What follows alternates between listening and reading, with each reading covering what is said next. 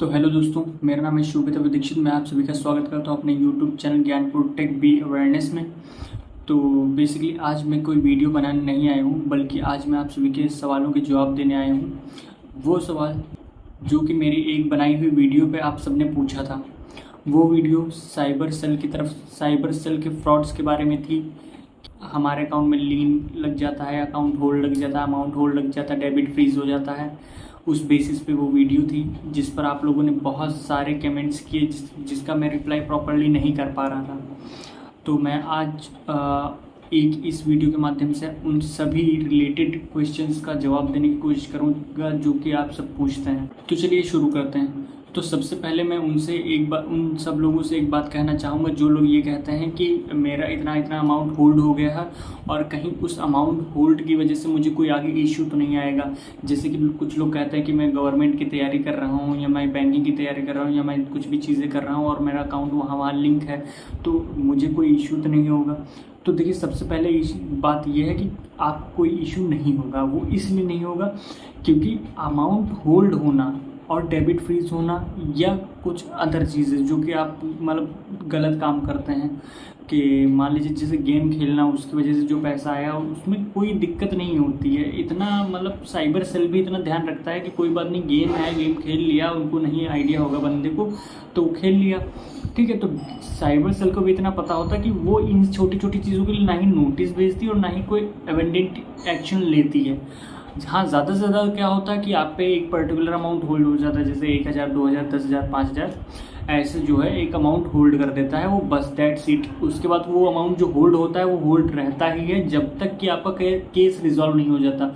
अब case resolve होने में 1 साल, 2 साल, 5 साल जो भी लगना होगा वो लगेगा, और पैसा का जब छूटना होगा तो छूट जाएगा, वरना वो फंसा रहेगा, उससे आप पर कोई भी इफेक्ट नहीं होगा।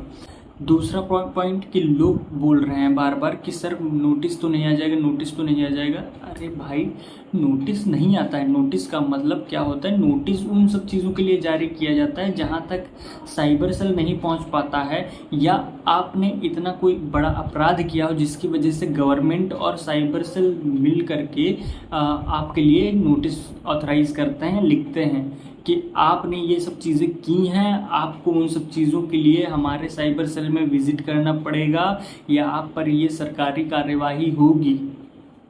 तो इन सब छोटी छोटी चीज़ों के लिए कोई भी नोटिस नहीं आता, किसी भी प्रकार का नोटिस नहीं आता है। नोटिस क्यों आता है? मान लीजिए आप बार बार कोई भी चीज़ कर रहे हैं, कोई भी अपराध, आप मान लीजिए आपका जो अमाउंट हो रहा है वो बार बार होल्ड हो रहा है, या आप कोई भी एक्टिविटी में, गलत एक्टिविटी में बार बार शामिल हो रहे हैं, जिसकी वजह से आपको काफ़ी बार नोटिफिकेशन दिया जा चुका है कि सर आप ये गलत चीज़ कर रहे हैं, आप ये मत कीजिए, तब जाके नोटिस आता है और आपको सुनवाई करने के लिए चाहे आप कोर्ट जाइए या साइबर सेल जाइए, आपको करना पड़ेगा। तो कुल मिला के बात ये है कि छोटी मोटी चीज़ों के लिए कभी भी नोटिस नहीं आता है। एंड थर्ड थिंग इज़ कि काफ़ी लोग मैसेज करते हैं या कमेंट करते हैं कि सर मेरा अकाउंट जो है वो लेयर 1 में डेबिट फ्रीज हुआ है, या लेयर 2 में लीन हुआ है, या होल्ड हुआ है, या जो भी है, तो इससे मुझे कोई इशू तो नहीं।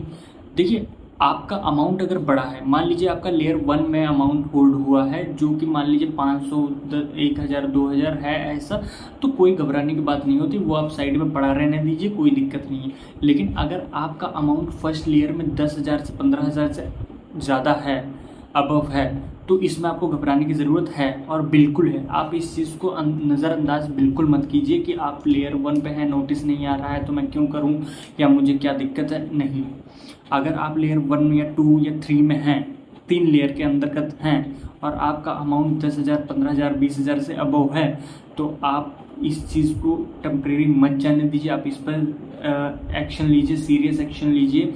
आपको बैंक जाना है, बैंक से आईडी निकालनी है, ट्रैकिंग आईडी लेनी है, या कॉन्टैक्ट नंबर लेना है जहाँ से भी केस हुआ है, आपको ये पता करना पड़ेगा कि लेयर क्या है और कहाँ से केस हुआ है। फिर आप अपने नियर अबाउट साइबर सेल में जाइए, अगर वहाँ से कुछ हो पाता है तो बहुत अच्छी बात है, अगर नहीं हो पाता तो जहाँ से केस पड़ा हुआ है आप वहाँ जाइए, वहाँ देखिए। और अगर आपका अमाउंट इतना बड़ा है कि आप एक लॉयर हायर कर सकते हैं, तो आप क्रिमिनल लॉयर हायर कीजिए, जो आपके बावजूद, आपके ना होने पर भी वहाँ पर जाए और देख रेख करे केस की। अगर आप इस चीज़ को नॉर्मलाइज कर देते हैं या नज़रअंदाज कर देते हैं तो काफ़ी इशू हो सकते हैं आगे। इनफैक्ट मैं तो कहूँगा कि आपको करना भी चाहिए, इन सब चीज़ों को देखने में करना चाहिए। आप नज़रअंदाज करेंगे तो इस चीज़ का हर्जाना आपको बाद में भुगतना पड़ सकता है। और अच्छा, एक चीज़ मैं आपसे और एक्स्ट्रा बोलना चाहूँगा कि जो लोग ये मैसेज कर रहे हैं मेरे पास कि सर मेरा 1500 अमाउंट होल्ड हो गया, मैं क्या करूँ, सर मेरा 2000 अमाउंट होल्ड हो गया, मैं क्या करूँ, सर मेरा 5000 2000 करके ऐसे होल्ड हो गया, सर मैं क्या करूँ। भाई, एक ही चीज़ 75 बार नहीं बताई जा सकती और पर्सनली तो बिल्कुल नहीं बताई जा सकती है, ठीक है। बट मैं कोशिश करता हूँ आपको बताने की। कुछ लोग मेरे इंस्टाग्राम पर आके मैसेज करते हैं, मैं उनसे भी बातें करने की कोशिश करता हूँ।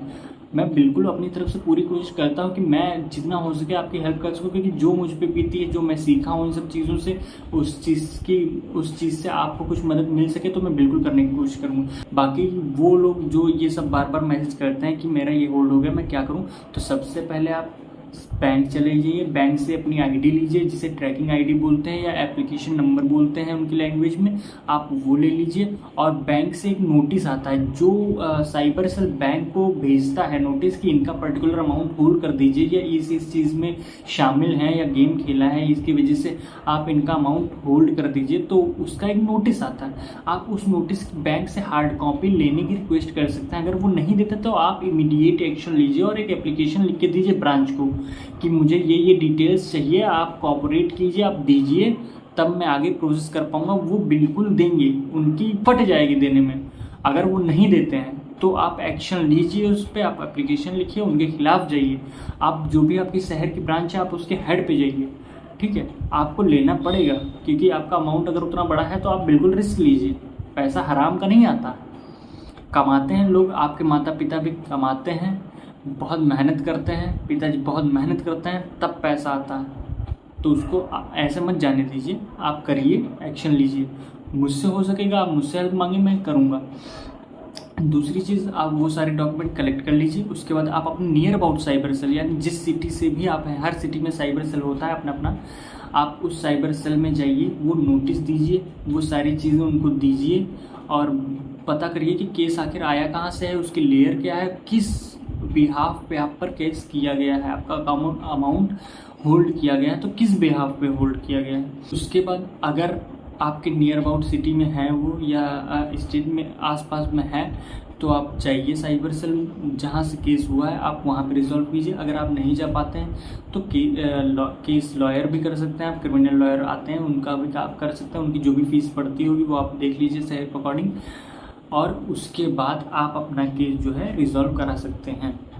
फिर भी अगर नहीं होता तो मैंने वीडियो डाल रखी है, फर्स्ट वीडियो है मेरी, जिस पर मेरे साथ जब हुआ था उसके 2-3-4 दिन बाद मैंने वो वीडियो बना के यूट्यूब पे डाली थी, जिसको काफ़ी लोगों ने देखा भी है और सजेस्ट भी किया है लोगों को।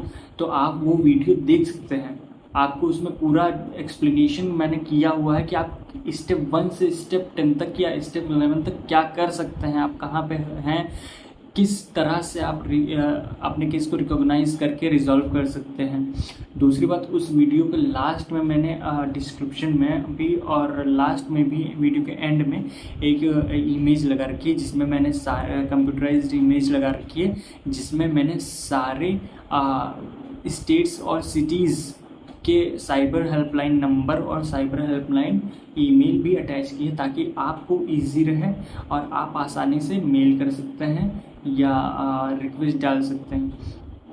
दूसरी चीज़, अगर आप ये चीज़ जानना चाहते हैं कि एप्लीकेशन, मैंने कौन सा एप्लीकेशन लिखा था जिसकी वजह से मेरा अमाउंट जो है वो शॉर्ट हुआ था, वो रिलीज़ कर दिया गया था, आप उस टाइप का अगर ईमेल लिखना चाहते हैं या एप्लीकेशन लिखना चाहते हैं तो एक बार इंस्टाग्राम पे हाई कर देना, मैं आपको वो इमेज शेयर कर दूँगा, क्योंकि उस वीडियो में लिंक अभी अटैच नहीं हो रही है।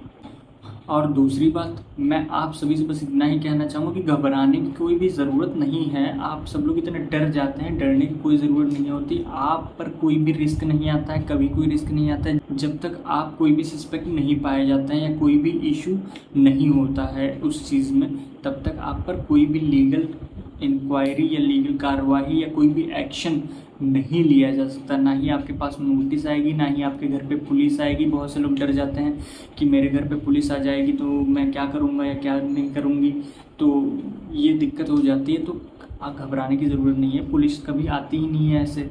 और अगर आएगी भी तो उसके पहले बहुत सी चीज़ें हो चुकी होगी, घटनाएं घट चुकी होंगी, तब लास्ट में पुलिस आती है। और आप उनमें में से नहीं हैं जो कुछ भी गलत करके बैठे होंगे। तो घबराने की बिल्कुल ज़रूरत नहीं है। जब तक मैं हूँ तब तक कोई दिक्कत नहीं है।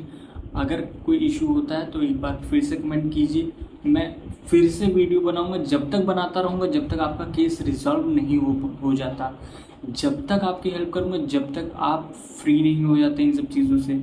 चाहे आप मुझे इंस्टाग्राम पे मैसेज कर सकते हैं, चाहे आप मुझे यूट्यूब पे कमेंट कर सकते हैं। मैं अपनी तरफ से पूरी कोशिश करूँगा कि आपका केस रिजॉल्व हो जाए और आप सेफ रहें। बाकी कुछ और भी क्वेश्चंस हैं जो कि मैं नेक्स्ट वीडियो में कवर कर लूँगा, क्योंकि वीडियो काफ़ी लेंथी हो जाती है तो लोग देखते नहीं हैं कि इश्यूज़ होंगे, इसीलिए मैं लेंथी ना करते हुए नेक्स्ट वीडियो फिर से लाऊंगा। तब तक के लिए आराम कीजिए। जय हिंद, जय भारत, जय श्री राम।